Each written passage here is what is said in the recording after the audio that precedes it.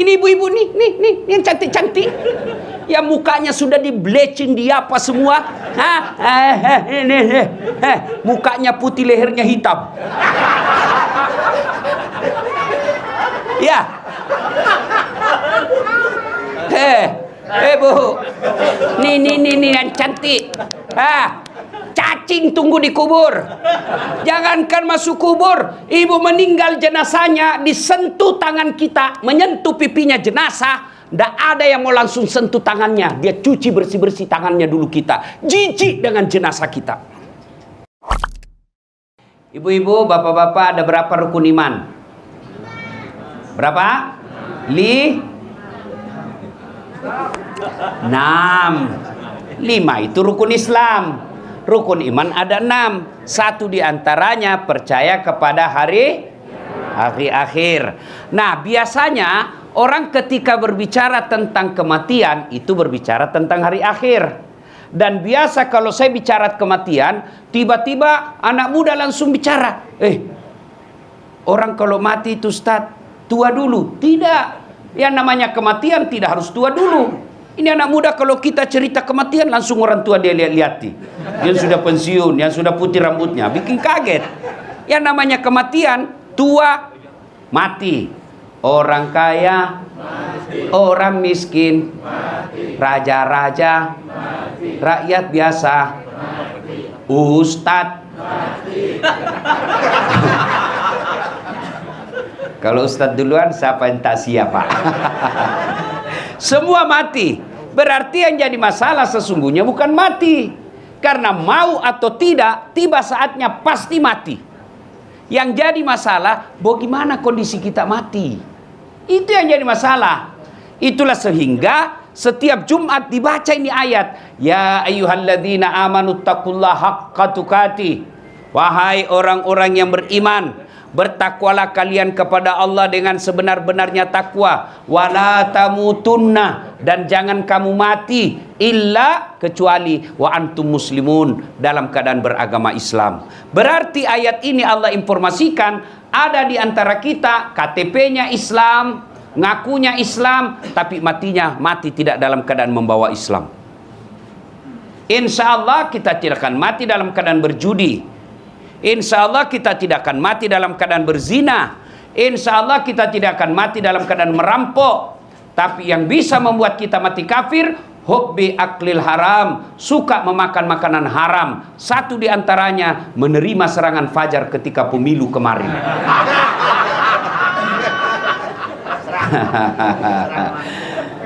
Ini betapa hancurnya moral bangsa kita, Pak. Saya kan selesai pemilu tetap ceramah keliling Indonesia, Pak. Apa rakyat bilang apa itu serangan fajar? Dia ganti, bukan serangan fajar. Dia ganti apa, Pak? Sedekah subuh. Apa ndak hancur, Pak? Ya, Ibu Bapak, saya yakin Bapak Ibu tidak yang hadir di sini tidak terima serangan fajar. Tapi kalau ada yang jadi sponsor serangan fajar, itu bagian daripada kebatilan. Ya, Ibu Bapak, saudara-saudara sekalian, kita sedikit tentang kematian. Biasanya kalau kita cerita kematian, itu kita selalu berpersepsi, berpikir harus tua dulu, harus sakit dulu. Tidak. Kematian, anak muda pun pasti mati. Suatu ketika, Sulaiman alaihissalam lagi ceramah seperti ini. Tiba-tiba datang tamu tadi diundang. Berkatalah tamu tadi, Assalamualaikum warahmatullahi wabarakatuh ya Rasulullah. Waalaikumsalam warahmatullahi wabarakatuh. Nabi Sulaiman katakan, silakan masuk, duduk. Duduklah tamu tadi. Nabi lanjutkan ceramahnya.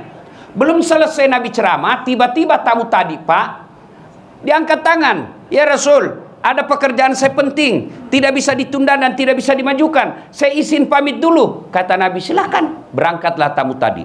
Sepeninggal tamu tadi, Nabi bertanya kepada jamaahnya, saudara-saudara sekalian, ada yang tahu siapa itu tadi tamu? Tidak ya Rasul, Anda yang lebih tahu. Nabi Sulaiman katakan, itulah tadi yang memisahkan dengan segala orang yang kau cintai di dunia. Itulah tadi yang memisahkan kamu dengan harta yang kau miliki.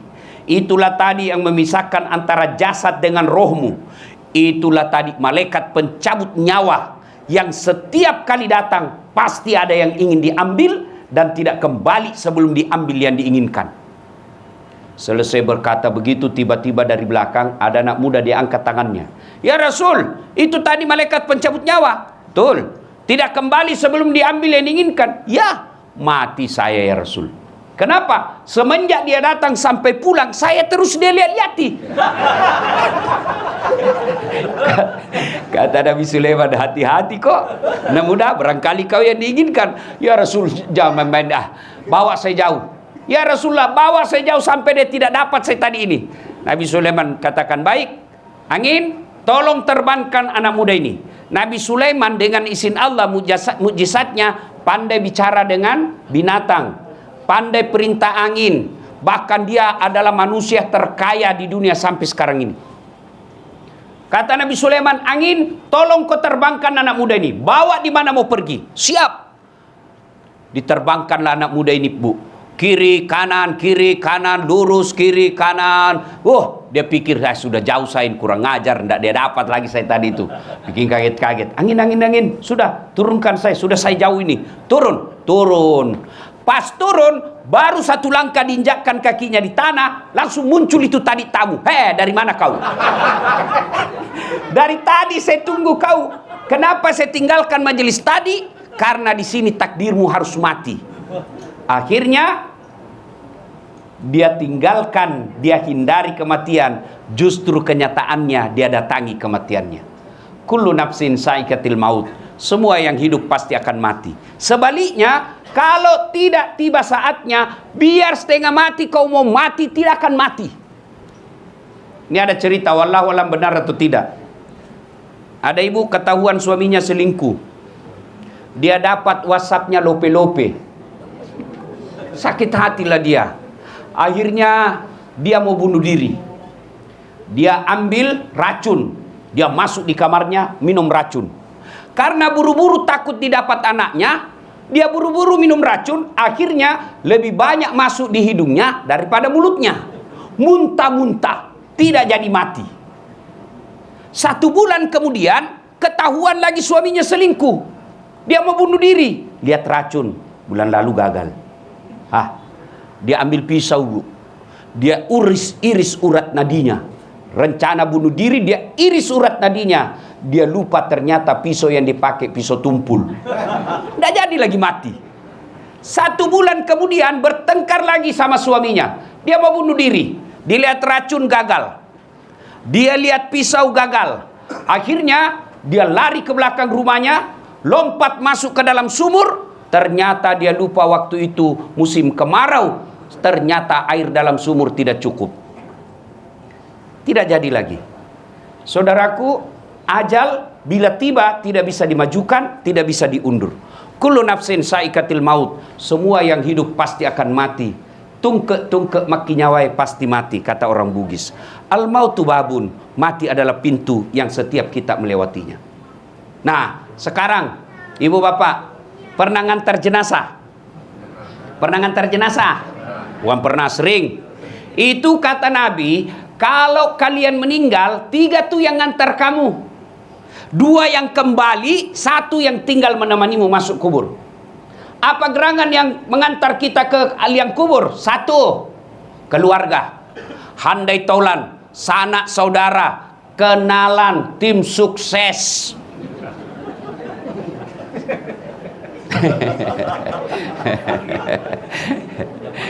Ya, jangan lihat Pak Lanyala. Tim sukses semua ikut ngantar kita. Tapi demi Allah, tidak ada satupun yang mau masuk menemani kita di kubur. Jangankan masuk ke dalam kubur, tidur aja di atas kubur kita, di samping kubur, tidak ada. Percaya ibu, besok-besok ibu meninggal, jangan harap suamimu mau temani. Meskipun dulu dia bilang, kemanapun kau pergi, aku akan mengikutimu. Kita akan sehidup semati. Cerita. Pas meninggal, kawin lagi, Bu. Sampai ada di Makassar komplain sama saya, Ustadz, itu jelek betul sifatnya tetanggaku. Kenapa lagi, Bu? Masa baru 3 bulan meninggal istrinya, belum lagi kering kuburnya, dia kawin lagi, Ustadz? Saya bilang, itu tetangga saya masih hidup, istrinya dia kawin. Iya toh? Masya Allah, Ada kawan saya, Pak Ketua DPD, kawan saya, waktu meninggal istrinya, nangis Bu. Ini kisah nyata, bengkak matanya. Dia bilang apa? Ustadz, rasanya tidak bisa lagi aku lanjutkan hidupku. Saya bisa sukses begini karena istri saya, Ustadz. Separuh jiwaku rasanya mau pergi. Wah, luar bengkak. Biasanya kan laki-laki paling nangis tapi tidak sampai bengkak matanya. Ini bengkak matanya, Pak. 3 bulan kemudian saya pergi jogging di pantai, di Losari. Saya jogging, ketemu saya sama dia. Tiba-tiba di sampingnya ada perempuan cantik, putih, masih muda, panjang rambutnya, tidak pakai jilbab. Saya senggol dia. Pak Haji, siapa itu Pak Haji? Dia bilang, Ustadz, yang baru. Sudahlah, kalau kita meninggal Pak, keluarga tidak bakal ada yang mau menemani. Apalagi kawan kita. Jangan harap anak buah kita, malah dia doakan kita cepat mati supaya dia ganti. Coba, ada orang meninggal, ada kawannya, nggak usah temani di situ. Coba lihat saja grup WhatsApp kita. Bapak Ibu kan semua punya grup WhatsApp. Iya toh? Punya grup WhatsApp. Coba kalau ada yang meninggal, jangankan ketik doa, nulis doa, baca doa, enggak. Apa dia kirim? Stiker. Iya toh? Apa dia kirim? Innalillahi wa inna. Enggak, dia ketik itu doa, stiker Pak. Begitu, sudah itu dia blokir kita punya nomor. Dia hapus. Takut malam-malam ada WhatsApp nomor dengan kita. Ayo. Teman, handai tolan, keluarga, tidak akan ada yang masuk menemani kita. Yang kedua, kata Nabi, harta. Almarhum suami istri, waktu meninggal seluruh harta keluar. Mobil, motor keluar ngantar. Tapi demi Allah, hanya satu yang menemaninya masuk ke dalamnya. Apa itu? Kain kafan. Mulai dari yang paling kaya sampai yang paling miskin, kainnya sama, kain kafan. Tidak mentang-mentang dia kaya dikasih kain sutra, tidak. Coba lihat kain kafan, ada kantongnya? Ada kantongnya? Enggak mentang-mentang kaya, kasih masuk di dalamnya iPhone 15. Enggak. Kaos kaki aja enggak boleh kita pakai kalau orang Islam. Apa yang kita bawa? Harta. Kain kafan. Ibu-ibu ini orang-orang kaya semua. Ibu sekarang pakai parfum merek-merek internasional. Bulgari, Angelman, Hermes. Begitu ibu meninggal, apa parfumnya? Kapur barus. Iya. Hilang semua itu.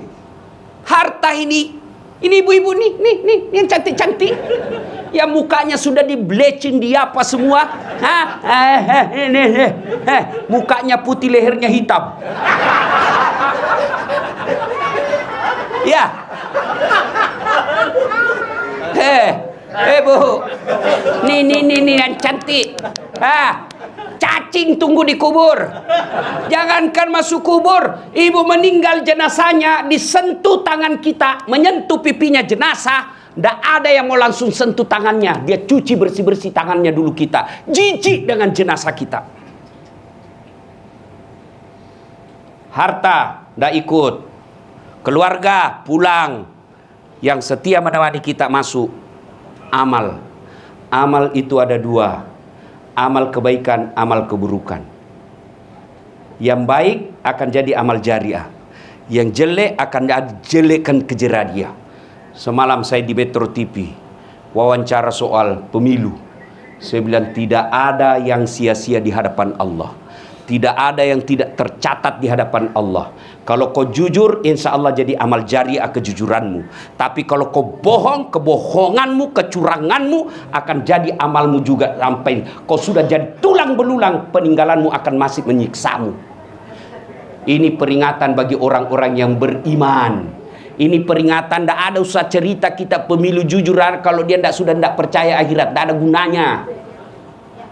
Orang yang masih percaya akhirat, yang masih mau jujur dan berkata baik. Kalau dia sudah tidak percaya akhirat, biar kau kasih tahu apa, tidak ada gunanya. Itu yang disebut oleh Nabi kaswatul qalbi, mati hatinya.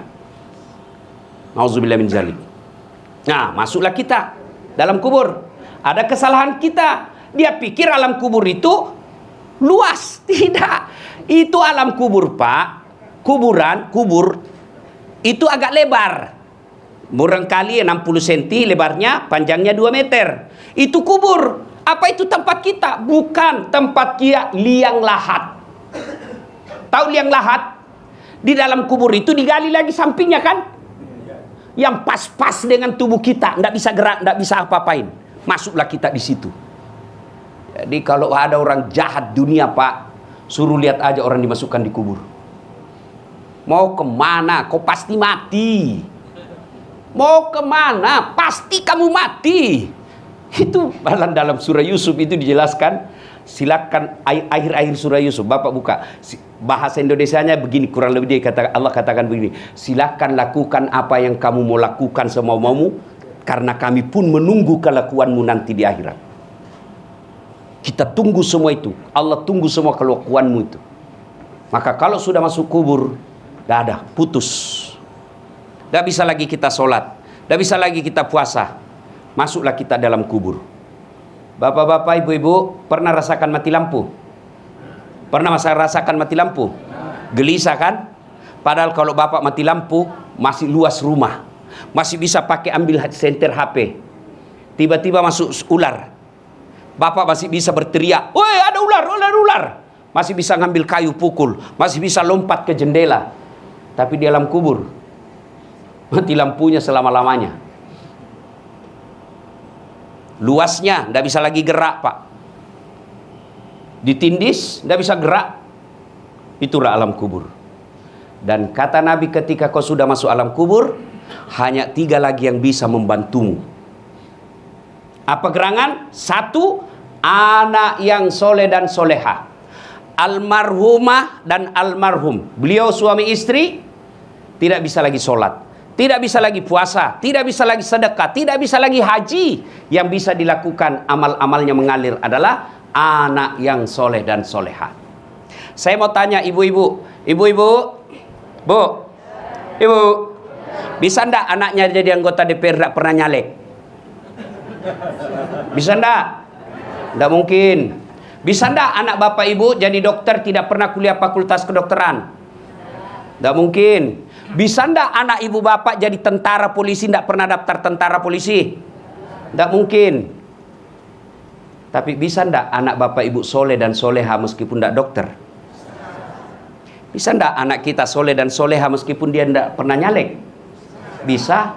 Itu pesannya, anak yang soleh dan soleha jauh lebih mudah daripada menjadikan anak kita doktor, insinyur, profesor. Tanya mereka yang sudah uzur. Apa mereka masih mengharapkan ruko? Apa mereka masih mengharapkan mobil mewah? Yang diharapkan anaknya ada di sampingnya. Sayang 1000 sayang. Orang tua sekarang lebih bangga kalau anaknya doktor, anaknya anggota DPR, tapi tidak malu kalau tidak pernah dilihat anaknya sholat berjamaah. Demi Allah, Bu, ketika ibu wafat, anak yang diharapkan doakan kita. Teman jangan harap. Suami, kawin lagi. Saya kan didengar istri saya ceramah saya begini. Dia lihat ceramah saya di YouTube.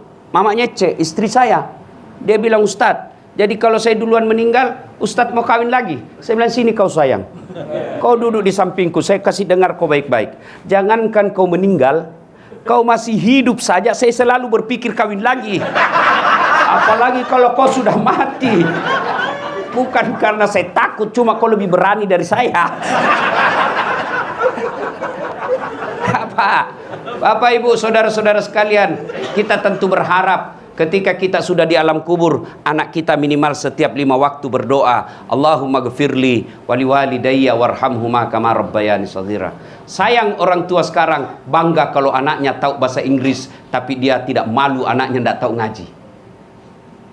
Karena ada orang bilang, hebat betul itu Ustaz. Apalagi hebatnya anaknya Ustaz, masih SD kelas 3 lancar betul bahasa Inggris. Apa hebatnya itu? Banyak yang begitu, Bu. Masa banyak Ustaz? Iya. Ibu coba ke Inggris.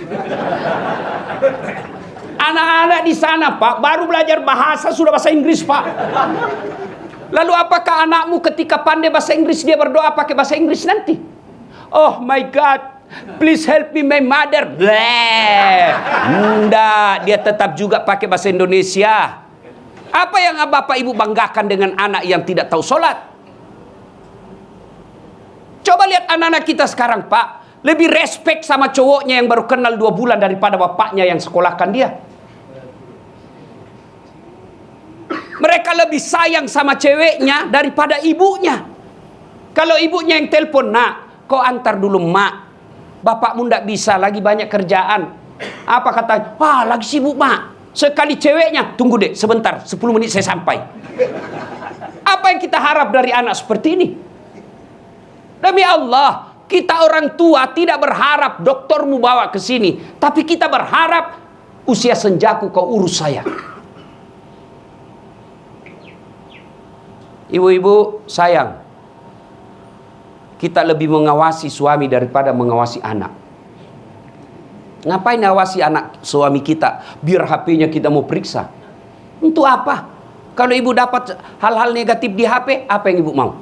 Gelisah kan? Sengsara perasaan. Mau dicerai? Mampu jadi janda. Hah? Tak nampak saya bela bapak hari ini.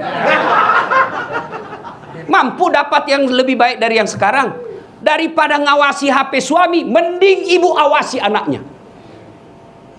Suami maksiat, ibu ndak tanggung. Suami ndak sholat, ibu ndak tanggung. Tapi anak ndak jilbab, anak ndak sholat, anak ndak puasa, ibu yang nanti diminta tanggung jawabnya. Ngapain ngawasin suami? Kita ndak tanggung dosanya, tapi anak kita tanggung dosanya. Maka ibu, didik anak kita ibu. Terutama sholat. Cari mati anak mau baik kalau dia tidak sholat. Apa yang mau diharapkan?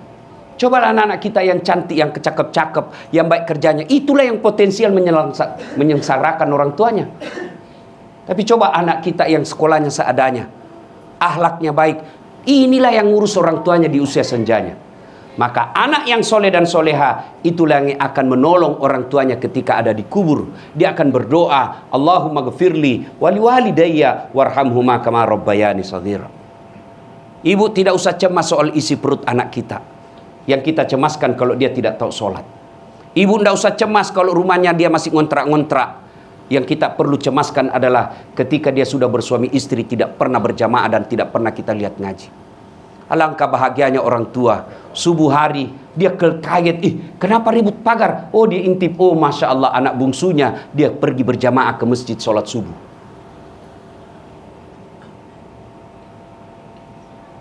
Alangkah sengsaranya kita orang tua. Anak kita tengah malam baru datang. Siapa yang ngantar cowoknya? Jam 2 dini hari baru pulang. Apa yang ibu bapak harap dari anak seperti itu? Maka kita berharap tentunya almarhum almarhumah punya anak yang soleh dan soleha, sehingga menjadi kekayaan buat almarhum almarhumah di alam kubur. Yang kedua, yang bisa menolong kita, sedekatun jariah, sedekah. Ini ibu-ibu ini, ibu-ibu terhormat semua di dalam sini. Ya, banyak saya lihat semua emas berliannya. Ibu, ibu, kalau ibu meninggal siapa yang pakai itu emas berlian? Siapa ibu? Anak, istri kedua. Hancur ibu-ibu hari ini. Ayo, coba lihat. Ketika ibu meninggal, dikeluarin itu cincin. Nangislah suami.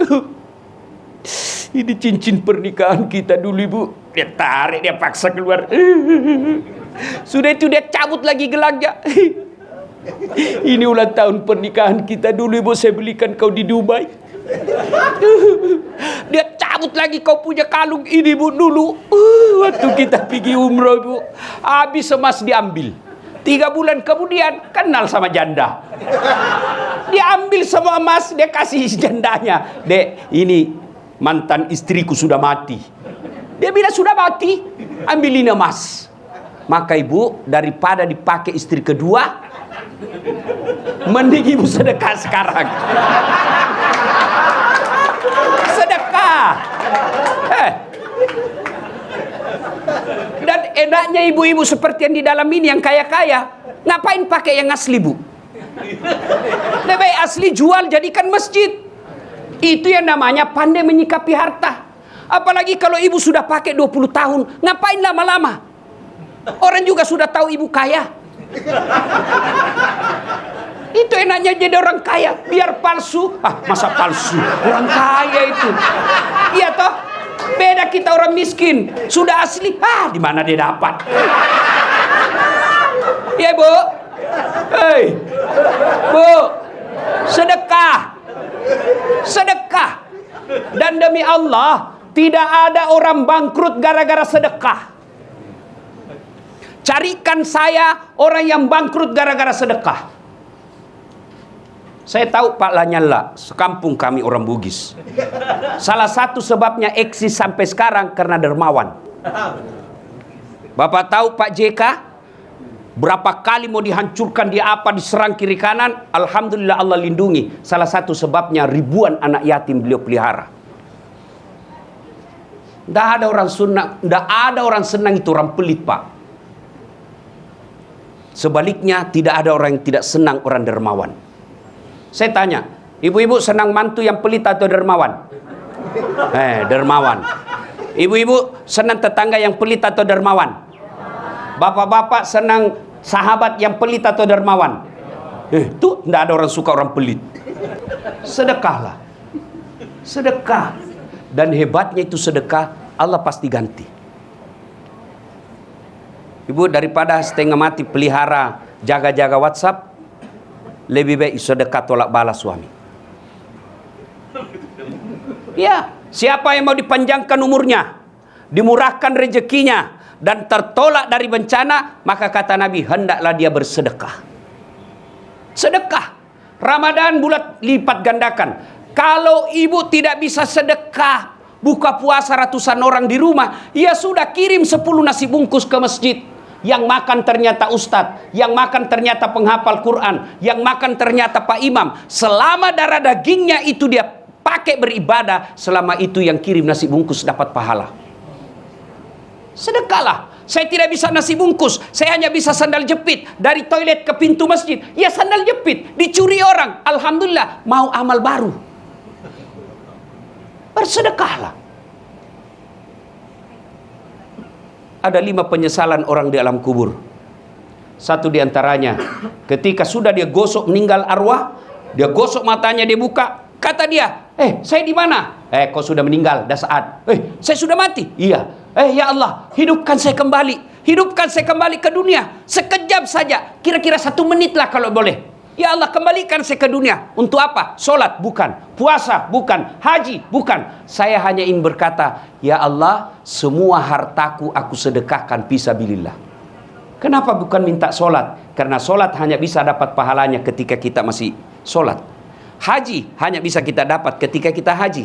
Puasa hanya kita dapat ketika kita puasa. Tapi sedekah, meskipun sudah tulang belulang hancur, kita tetap mengalir. Itulah yang disebut sedekah jariah. Keliru Bapak Ibu yang Allah kasih rezeki, Bapak tidak bersedekah. Keliru. Dan Alhamdulillah, makin bersedekah, Allah makin ganti. Maka almarhum almarhumah, insya Allah lapang kuburnya karena ada sedekah beliau. Yang ketiga, yang akan menolong kita di alam kubur adalah ilmu yang bermanfaat. Almarhum almarhumah, beliau suami istri, tokoh pendidikan. Itulah ilmu yang bermanfaat. Ketika diajarkan ilmu hukum kepada mahasiswanya, diajarkan tentang keadilan, lalu anak mahasiswanya menjadi pengacara yang membela dan menegakkan keadilan, selama itu juga amal-amal akan mengalir. Maka karena itu, ibu bapak kalau dapat konten-konten dakwah, jangan berhenti di grup, jangan berhenti di HP bapak, sebarkan. Bapak punya 10 grup WhatsApp, satu grup 100 orang, kirim 1000 orang yang terima. Kalau ada yang mengamalkan 5 orang, selama 5 orang itu amalkan, bapak dapat pahala seperti pahalanya penceramah tanpa mengurangi pahala penceramah. Ilmu yang bermanfaat adalah yang bisa menyelamatkan kita di alam kubur. Inilah 3 yang akan terus mengalir meskipun kita sudah di alam kubur, bahkan sudah habis tulang belulang kita. Anak yang soleh dan soleha, sedekah harta, kemudian ilmu yang bermanfaat. Dan orang yang ada di alam kubur sekarang masih transit, belum sampai surga, termasuk Rasulullah Muhammad SAW. Dan siapa yang paling menderita di alam kubur? Kata Nabi, orang yang paling menderita di alam kubur nanti adalah al-mutahawilu bis sholah, yang menganggap enteng sholat. Saya mau tanya, bapak-bapak, kalau pergi merantau ke Sulawesi Selatan, ternyata bapak tidak nyaman di Sulawesi Selatan, ada pilihan? Ada? Ada. Balik lagi ke Jakarta. Saudara-saudara dari Jawa merantau ke Sumatera, ternyata di sana tidak bagus. Ada pilihan? Ada. Balik lagi ke Jawa. Mangan orang mangan, yang penting ngumpul. Iya. Iya toh? Bapak-bapak kalah pil caleg, ada pilihan? Kalah pilpres, ada pilihan? Ada. Tunggu lagi 5 tahun yang akan datang, kita tanding lagi. Ya, tidak disenang sama gubernur, ada pilihan? Ada. Apa? Pensiun dini. Selesai urusan, biar ada di situ kita lewat. Bukan lagi gubernurku. Iya kan? Ibu-ibu, suami cerewet, suami kasar, ada pilihan, Bu? Ada. Pulangkan saja aku pada ibuku atau ayahku. Selesai. Ya, bapak-bapak punya istri cerewet, ngamuk aja kerjanya, ndak tahu menghargai suami. Ada pilihan? Ada. 2 pilihan. 1 tambah jadi 2. 2 cerai. Ada pilihan, Pak. Maknanya bapak menderita di dunia masih ada pilihan. Dan tidak ada orang menderita di dunia dari bangun sampai tidur sampai bangun lagi menderita 24 jam. Tidak, pasti ada senyum-senyumnya. Tapi kalau bapak masuk kubur, ada pilihan? Ibu-ibu masuk kubur, ada pilihan? Nggak nyaman pertanyaannya, keluar dulu. Begitu bapak keluar, viral satu dunia, Pak. Ya. Dan siapa orang menderita di kubur? Al-mutahawil bis sholah, yang menganggap enteng sholat. Tidak ada gunanya ceramah hari ini kalau bapak ibu pulang masih lalai sholat. Mohon maaf, maafkan saya. Pesan Nabi ketika akhir hayat, pertama yang selalu diingatkan Nabi, jaga sholat kalian. Dan dikhususkan bagi perempuan. Kenapa? Karena pada kondisi dan keadaan tertentu, perempuan paling banyak melalaikan sholatnya. Kapan Ustadz? Ada pengantin. Coba perempuan kalau ada pengantin, bukan cuma uang dia sumbang, sholatnya juga disumbangkan. Ya kan? Diundang jam 11. Ke salon jam 8. Sudah itu mukanya sudah penuh dempul. Ya kan? Tiba duhur. Kata suaminya, Bu, saya sudah jualkan kau sawah di kampung supaya bisa haji. Ini kau sudah haji tidak sholat, kau pi sholat. Apa kata istrinya? Kau sadar, Pak? Saya sadar ini, saya suruh kau sholat. Kau sadar, Pak? Kau udah lihat ini makeupku 700.000 ini di salon. Oh, haula wala quwata illa billah. Lebih disayang makeupnya daripada sholatnya. Tahu enggak hukuman orang tidak sholat? Buka surah Al-Hajj ayat 47. 1 kali meninggalkan sholat, Allah hukum 1 hari di neraka. Al-Quran surah Al-Hajj 47. Berapa yang namanya 1 hari di neraka? 1000 tahun dunia. Jadi kalau tidak sholat subuh tadi, 1 hari bapak dibakir di neraka. Berapa yang 1 hari? 1000 tahun dunia. Maka jangan anggap remeh sholat. Bagaimanapun kondisi dan keadaan bapak, sholat. Saya tidak bisa kena air, Ustaz. Allah kasih keringanan, tayamum. Yang penting tayamumnya yang benar. Jangan tayamum sambil gosok-gosok kaki, salah itu. Ada juga saya lihat di pesawat tayamum dia kumur-kumur, Pak. Saya beleng-beleng. Ya kan? Ustaz, saya lagi sakit, Ustaz. Adakah kalah sakitnya Nabi Ayub alaihissalam? Tapi beliau tetap sujud beribadah kepada Allah. Kita baru sariawan, tidak sholat. Kalau sariawan dia sholat, sariawan lah. Ayo.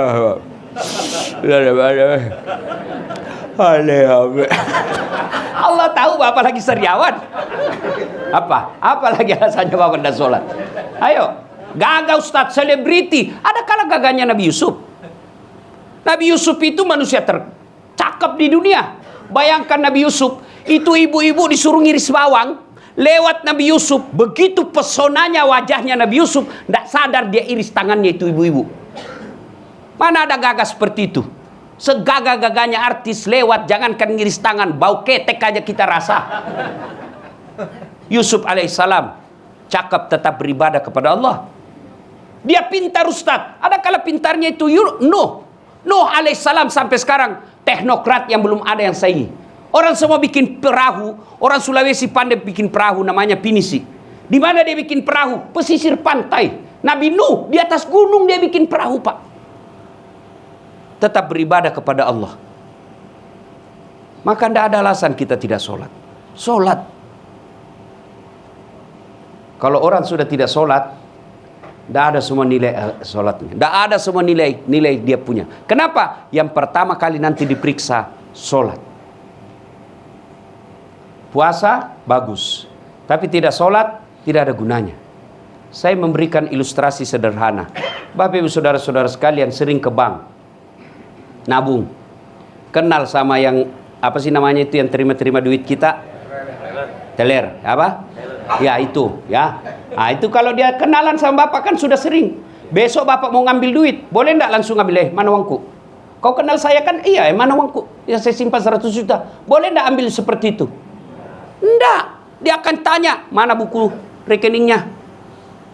Hilang. ATM-nya hilang juga. Bapak boleh ambil tapi urus dulu. Kau kenalkan saya dan kau lihat itu uang saya. Iya bapak betul, tapi bapak harus urus dulu surat keterangan hilang di kepolisian. Begitu juga di akhirat. Bapak punya puasa, bapak punya haji, bapak punya sedekah, bapak punya silaturahmi, menyekolahkan anak yatim, tapi tidak sholat. Mana? Kata Allah, kata Nabi, malaikat penjaga, mana buku rekeningmu? Apa itu? Sholat. Tidak ada. Kau urus dulu keterangan hilang di neraka. Kau ke neraka dulu. Apa susahnya sholat? Ibadah yang paling gampang. Puasa Pak, 30 hari orang lapar. Dari subuh sampai maghrib. Haji perlu dana. 1 bulan kita tinggalkan pekerjaan.